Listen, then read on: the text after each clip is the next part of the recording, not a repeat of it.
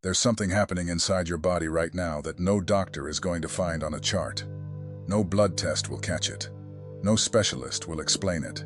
And the people closest to you, the ones you love the most, are the last ones who would ever understand what you're about to hear.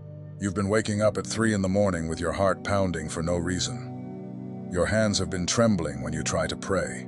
A song comes on in the car, a song you've heard 100 times, and suddenly you're pulling into a parking lot with tears running down your face, and you can't explain why. You've been seeing numbers repeat on clocks and on license plates and on receipts. And the people you've tried to tell about it just smile politely and change the subject. You've started avoiding certain conversations because you can feel what someone is about to say before they say it. And it unsettles you so much you'd rather not know. And tonight, before this April new moon rises over the sky you were born under, I have to tell you what those signs actually are. Because you've been blaming it on stress, on work, on your age, on the weather, on hormones, on the coffee, on everything except the one thing it actually is. Heaven is touching your body, not your imagination, not your mood, your body. The same flesh and bone God knit together in your mother's womb is being tuned like an instrument right now. And most of the people who claim to be spiritual in your life have no language to describe what's happening inside you. That's why you feel so alone in it. That's why you've stopped trying to explain it. But I'm going to explain it to you. Tonight, all 7 of them. 7 changes happening in the body of the chosen ones right now, before this new moon brings a new season over your life. And if you feel even one of them moving in you as I speak, you'll know you were led to this video by a hand much steadier than your own. My name is George, and what I'm about to share with you is not theory, it's not philosophy. It's the fruit of walking alongside believers for years who came to me thinking they were losing their minds, only to discover heaven was opening their eyes. So sit with me, put the phone down, close the other tab, because what the Spirit wants to deposit in you tonight is not going to fit through a distracted ear. Let's begin. The first sign is a kind of tiredness that makes no sense. You sleep 8 hours and wake up feeling like you haven't slept at all. You take the weekend off, and Monday still feels like a mountain. You drink the coffee, you take the vitamins, you do all the things the world tells you to do, and this heaviness keeps sitting on your chest like a wet coat. Nobody will let you take off. Here's what I want you to hear. That tiredness is not from your body. It's from your spirit finishing something. Think about a woman who's been carrying a child for 9 months. In that last week, before the baby comes, she is exhausted beyond words. It's not because she did too much that day. It's because something inside her is almost ready to be born. The weight she's feeling is the weight of completion. That's you right now. There's a season God has been working out of you quietly, underneath the surface for months. Patterns you didn't even know were patterns. Fears you thought were just personality. Relationships that were slowly draining the oil out of your lamp. He's been loosening the grip of all of it without asking your permission, because chosen ones don't always get warned. Before the pruning begins, they just wake up one day and realize the branch that used to bear so much weight can't hold anything anymore. Remember what Jesus said about the branch that bears fruit. The Father prunes it so that it may bear more. But pruning doesn't feel like growth while it's happening. It feels like loss. It feels like exhaustion. It feels like you're going backwards, when really, you're being prepared to carry more than you've ever carried in your life. So no, you're not lazy. You're not depressed. You're not getting old. You're finishing. And the reason rest doesn't cure it is because rest isn't what your spirit is asking for. Your spirit is asking for surrender. It's saying, let me put it down. Let me stop carrying what was never mine to carry in the first place. Pay attention when this tiredness comes. It's holy ground. The second sign is the one that rattles people the most, because it doesn't feel spiritual. It feels broken. Your energy is showing up at the wrong time. You drag yourself through the workday like you're walking through wet cement. You can barely think straight at 3 in the afternoon. You come home, you eat dinner, you sit on the couch, And then something switches on. Suddenly it's 11 at night and you're wide awake. Your mind is clear. Your body feels light. Ideas are coming. Scripture is coming. Memories you haven't thought about in 20 years are coming. And you're lying there in the dark, asking God why he can't do this at a reasonable hour. Let me tell you why. Because chosen ones have always been night watchers. Read your Bible. Samuel was a boy when God called him. In the middle of the night, 3 times he heard his name. 3 times he ran to Eli, because nobody had taught him yet what the voice of the Lord sounded like.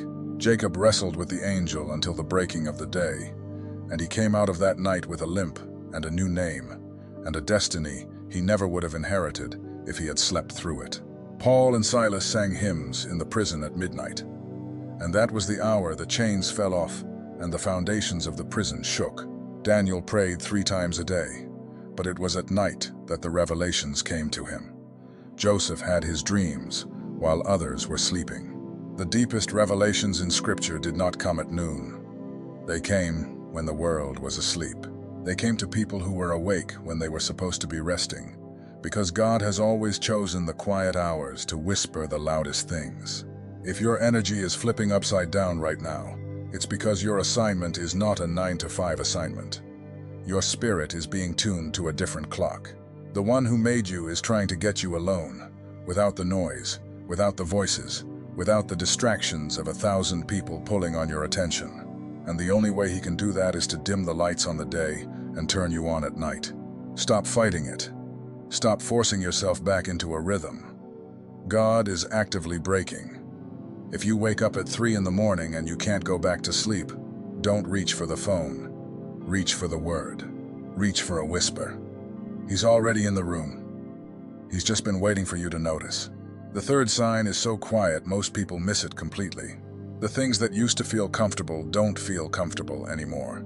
Your favorite chair feels off. The room you decorated with so much care feels heavy. The restaurant you always went to on Friday nights, you sat down last week and couldn't finish the meal. The playlist that used to move you now sounds flat. The friends you've had for 15 years, you sit across the table from them, and you feel more alone than when you were actually alone. Conversations you used to enjoy feel shallow now, like you're listening to people talk about things that don't matter. The places that used to bring you peace, the coffee shop, the park bench, the drive home from work, they all feel different, smaller, like you've outgrown them without ever choosing to. Nothing around you changed. You changed. And the scary part is you can't put your finger on it. You're not angry at anyone. You're not disappointed in anything specific. It's quieter than that. It's like your soul stopped fitting the container it's been living in. This is the first sign that a chosen one is being called out. Called out of what you knew. Called out of what was safe. Called out of the arrangements you made years ago when you were a different version of yourself. Abraham was 75 years old when God told him to leave his father's house, a man with established roots, a settled life, extended family, predictable days, and God said, "Get up, go to a land I will show you." Not a land he described, a land he would show him. Moses had to leave Pharaoh's palace and become a shepherd on the backside of a mountain for 40 years before the burning bush ever showed up. Ruth had to leave Moab, the country of her birth, the familiar graves of her own family, and walk into a land where she knew no one. The disciples had to leave their nets in the boat, their livelihood, their identity without a written contract, without any idea what they were walking into. None of them left because things were bad. They left because God was bigger than the place they were standing in. If your comfortable places are becoming uncomfortable, don't panic. Don't try to redecorate your way out of it. Don't throw yourself into a new hobby or a new diet or a new project to distract from the feeling. That discomfort is a door. And if you keep forcing yourself to stay in rooms that God has already called you out of, you're going to feel that resistance getting stronger, not weaker. He's not trying to ruin what you built. He's trying to give you something bigger than what you built. The fourth sign is going to sound small, but I promise you it is not small. Your hunger is showing up at the wrong times. You're not eating more. You're not eating less. Nothing dramatic is happening, but the timing is off. You're not hungry at breakfast anymore. You're starving at 10 at night. Sometimes you forget to eat lunch entirely and don't even notice until 4 in the afternoon. Sometimes you feel full after 3 bites of a meal you used to finish without thinking. Here's what's happening. Your body is starting to follow a different schedule than your life. For years, you've been running on a calendar that somebody else built. School set your hours. Your job set your lunch. Your family set your dinner. Your culture set your holidays. And your body, being an obedient servant, just adapted. It got hungry when it was told to get hungry. It got tired when the clock said to get tired. But when the Spirit is preparing a chosen one for a new season, the first thing he does is start unwinding you from the rhythm you inherited. Think of what God did with the nation of Israel in the wilderness. They had been slaves in Egypt for 400 years. Their schedule wasn't theirs. Their food wasn't theirs. Their rest wasn't theirs. The crack of a whip told them when to wake. Pharaoh decided when they lived and when they died. So when God brought them out through the Red Sea, the chains were gone from their wrists, but the chains were still inside them. He had to retrain them from the ground up. Manna came in the morning, fresh, never the day before. Quail came in the evening. The pillar of fire moved when he said move. The cloud stopped when he said stop. They had to learn to eat, rest, trust, and walk on heaven's schedule, not Egypt's. And it took them 40 years, because the rhythm of bondage doesn't come off you in a weekend. That's what's happening to you right now. You're being brought out of Egypt's hunger and introduced to heaven's. Stop forcing the old meal times. Stop feeling guilty that your body isn't cooperating with a schedule that was never sacred to begin with. Your flesh is starting to listen to a voice it hasn't heard clearly in years. Let it. The 5th sign is where things start to get physical in a way that can't be ignored. There's tension building in your body, and it's always in the same 3 places. Your jaw, the back of your neck, the top of your shoulders. You catch yourself clenching your teeth in traffic. Your shoulders are sitting up by your ears, and you didn't even realize it. You turn your head and hear that crackle, that tightness, that ache that no pillow seems to fix. You stretch, you roll your neck, you lay down with a heating pad, and 20 minutes later it's back. You find yourself taking these deep, involuntary breaths during the day, like your body is trying to remember how to breathe all the way down again. Most people think it's stress. I'm going to tell you what it really is. It's stored movement.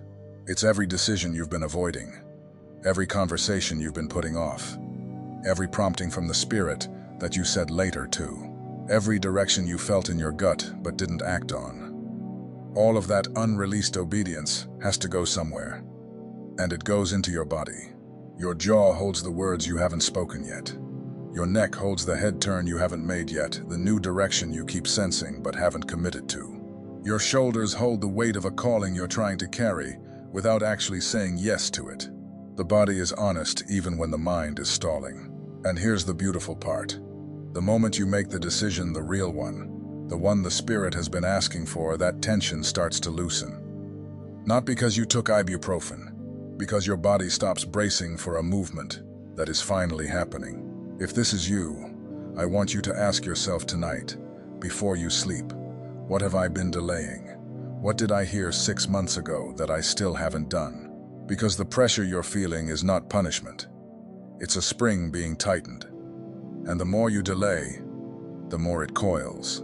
But the second you release it into obedience, you will feel things move in your body that no massage could ever touch. And now I need to stop for a moment, because something in the Spirit is telling me that some of you watching right now have been feeling every single one of these signs. And you're starting to realize this is bigger than a video.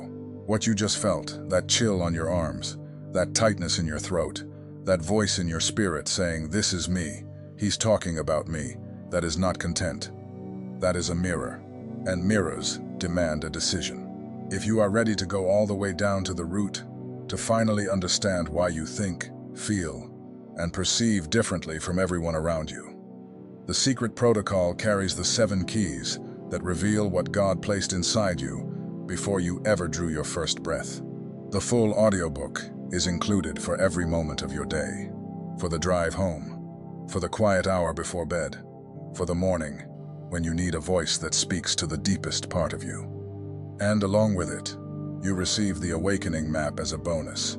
The 5 stages of spiritual awakening mapped out with absolute clarity, showing you exactly where you are standing today, what you just walked out of, and what the Spirit is releasing in this very season of your life. The link is pinned in the first comment. Not for much longer. And you did not make it to this point in the video without a reason. Now let me give you the last 2 signs, because these are the ones that most chosen ones never hear anyone talk about. The 6th sign is waking up between 2 and 4 in the morning. Not once, not by accident. A pattern, over and over, at almost the same hour. Your eyes open in the dark. You're not thirsty. You didn't have a bad dream. The house is silent. The street outside is empty. And there you are awake, with the whole world sleeping around you. You check the clock and it's 3:17. You roll over and try to go back to sleep and you can't. You feel something like static in the room, like the air is thicker than it was at 10 o'clock the night before. The enemy wants you to believe something is wrong with you, that you have insomnia, that your sleep is broken, that you need to medicate yourself back into unconsciousness. But the saints of old knew exactly what that hour was. They called it the hour of the bridegroom. It's the hour when the veil is thinnest, when the noise of the day has died down and the noise of the morning hasn't started yet, when the angels can move through your room without the interference of 10,000 distracting voices, when heaven can whisper something to you that you would never be able to hear during the day. If God is waking you up at 3 in the morning, it is because there is something He can only say to you at 3 in the morning. Some of the greatest breakthroughs of your life are not going to come in church. They're going to come in a dark bedroom with your feet on the cold floor and a Bible open on your lap that you didn't plan to read. Some of the clearest direction you will ever receive from heaven is going to come in a silence so deep you can hear your own heartbeat. Stop resisting those wakings. Start honoring them. Keep a journal by your bed. Keep your Bible nearby. Don't reach for the news. Don't reach for the screen. Reach for the one who reached for you first. The 7th sign, and this one is going to surprise you, shows up in your eyes. Your eyes have been feeling heavy. Not sleepy heavy. A different kind of heavy. Screens feel harsher than they used to. Fluorescent lights bother you in a way they never did before. You find yourself squinting at things that are perfectly well lit. Sometimes your eyes water for no reason while you're just sitting on the couch. You walk into the grocery store and the aisles feel too bright, too loud, too much, and you leave faster than you planned to. Even reading, something you've always loved, has started feeling like work. The words blur a little. You have to read the same paragraph twice. The eyes are not just windows to the soul. They are the direction of the soul. Wherever the eyes are fixed, the body follows. And when the Spirit is turning a chosen one inward, the first thing He does is quietly reduce your capacity to keep looking outward. You've been staring at the wrong things for a long time. Not sinful things necessarily, just things. News, feeds, screens, problems, other people's lives, other people's highlight reels. Your eyes have been pulled outward so constantly that the inward vision, the one that's supposed to see heaven clearly, has been getting weaker and weaker. So the Spirit is doing a reset. He's dimming the outward lens for a short season, so the inward lens can sharpen. And during that time, everything outside feels a little blurry, a little irritating, a little uninteresting. You're not losing focus. Your focus is being redirected. When this passes, and it will pass, you're going to see things you could not see before. People's hearts, people's motives, the spiritual temperature of a room the moment you walk into it. You're going to know who to trust and who to keep at a distance without needing anyone to tell you. The same eyes that are tired right now are about to become some of the sharpest tools heaven has placed in your life. But you have to let the recalibration happen. Stop forcing the old focus. Stop pushing through when your body is telling you to rest the eyes. Close them sometimes. Let them settle. Let the Spirit adjust the lens. Now listen to me carefully, because what I'm about to say is the part most people are going to miss. Every single one of these 7 signs, every last one, has been happening to you in secret, alone, in the dark of your bedroom, in the quiet of your kitchen at 2 in the morning, in the car with the engine off, sitting in the driveway, not ready to go inside yet. You've been carrying this by yourself. Nobody at work knows. Your husband doesn't know. Your wife doesn't know. Your pastor doesn't know. Your best friend of 20 years, even she doesn't know. Because every time you tried to open your mouth to explain what was happening inside your body, the words died before they could leave your throat. You felt crazy. You felt dramatic. You felt like one of those people. So you swallowed it. Again and again. Night after night. And you started to wonder if maybe you really were losing it. If maybe something was medically wrong. If maybe you were the only one on the face of this earth feeling what you've been feeling. I'm here to tell you tonight, with everything in me, you are not losing your mind. You are losing your old self. There is a difference, and heaven knows the difference even when you don't. What you've been calling a breakdown is actually a breaking open. What you've been calling confusion is the static right before the clearest signal of your entire life comes through.